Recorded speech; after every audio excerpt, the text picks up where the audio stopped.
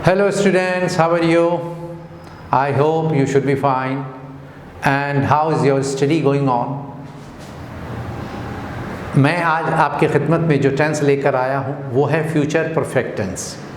इससे पहले जो हमने पढ़ा था वो सिंपल फ्यूचर था, उसमें हेल्पिंग वर्ब विल और शैल का इस्तेमाल होता था और वर्ब की फर्स्ट फॉर्म का ही इस्तेमाल होता था। इसमें थोड़ा सा चेंजिंग हुई है, इसमें वर्ब की थर्ड फॉर्म का इस्तेमाल होता है और विल के और शैल के साथ हैव का भी इजाफा हुआ है। देखिएगा, फ्यूचर परफेक्ट टेंस, इन वाक्यों की पहचान ये है कि इनके आखिर में चुका होगा, चुकी होगी, दिया होगा, लिया होगा और वर्ब की थर्ड फॉर्म का इस्तेमाल होता है और हेल्पिंग वर्ब शैल हैव और विल हैव का इस्तेमाल होता है। ग्रामर के रूल के हिसाब से मैंने पहले भी आपसे बताया था, एक मरतबा फिर बताता हूँ कि आई और वी के साथ फ्यूचर टेंस में शैल का इस्तेमाल किया जाता है और बाकी के साथ विल का इस्तेमाल किया जाता है।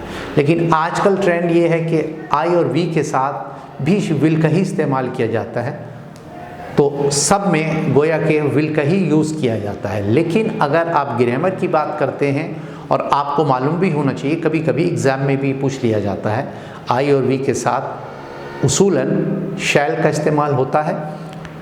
आपको ये भी पता होना चाहिए, ये एक अलग बात है, अब बोलने में और लिखने में विल का इस्तेमाल किया जाता है। देखिएगा, वो खाना खा चुका होगा, he will have eaten the food. Rani अपना मकान सजा चुकी होगी, Rani will have decorated her house. Next, मैं कल इस समय तक अपना काम ख़त्म कर चुका होगा, I shall have done my work by tomorrow morning. By tomorrow morning, कल इस वक्त तक। तो इसमें यूँ समझ लीजिए कि स्टूडेंट्स को जो लर्निंग स्टेज पे होते हैं उनको समझाने के लिए चुका होगा, चुकी होगी वगैरह का इस्तेमाल किया जाता है, मगर इसमें सब तरह के सेंटेंसेस आते हैं। ये तो समझाने के लिए बुक्स में लिखा है, लेकिन इसमें मैं थोड़ी सी उस पर रोशनी डालता हूँ। उसमें इस तरह भी आता है कि वो तो चला गया होगा, वो उससे नहीं मिला होगा, आप थोड़े से लेट हो गए, ट्रेन तो चली गई होगी। इस तरीके से हम आम ज़बान में बोलते हैं, तो उसमें ऐसा नहीं बोला जाता कि ट्रेन जा चुकी होगी, वो खाना खा चुका होगा, वर्षा नहीं हो चुकी होगी, ऐसा नहीं होता। अपनी ज़बान में हम जब बोलते हैं तो नॉर्मल इसी तरह बोल देते हैं।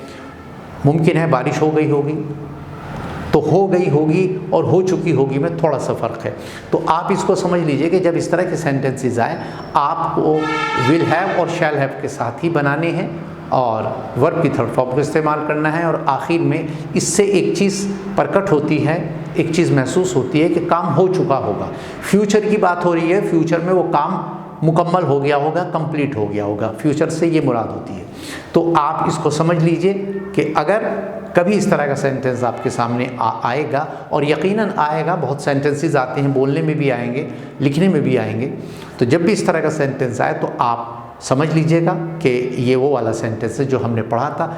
और अब मैं आखिर में आपको एक चीज़ और बताना चाहता हूँ कि आपने अगर इत्तेफाकन कहीं आप मसरूफ़ होंगे, कुछ वीडियो मेरी मिस कर दी होंगी, तो उसको ज़रूर देखिएगा, क्योंकि मैंने उसको शुरू से फ्रॉम द बिगिनिंग मैंने आपको पढ़ाया है और बहुत आसान मेथड से आपको इंग्लिश पढ़ाने की कोशिश की है। और हमेशा मैं ये कोशिश करता हूँ, मैंने अपने 25 ईयर्स के करियर में जिन भी स्टूडेंट्स को इंग्लिश पढ़ाई है उनको इस तरीके से प्रेशर बनाकर नहीं पढ़ाई है कि वो उसका स्ट्रेस लेना शुरू कर दें और भाग जाएं। क्योंकि ज़्यादातर स्टूडेंट्स को मैंने सुना है वो इंग्लिश में इतना काम देते हैं, इतना काम देते हैं सर, कि वो समझ में नहीं आता। क्योंकि बहुत से स्टूडेंट्स अभी अपना ग्रेजुएशन मुकम्मल कर रहे हैं, बहुत से पोस्ट ग्रेजुएशन कर रहे हैं और बहुत से जॉब भी करते हैं और अपनी स्टडी भी कंप्लीट कर रहे हैं। तो इसलिए अब एक ऊपर से काम ये ज़्यादा पड़ जाता है कि इंग्लिश भी सीखनी है।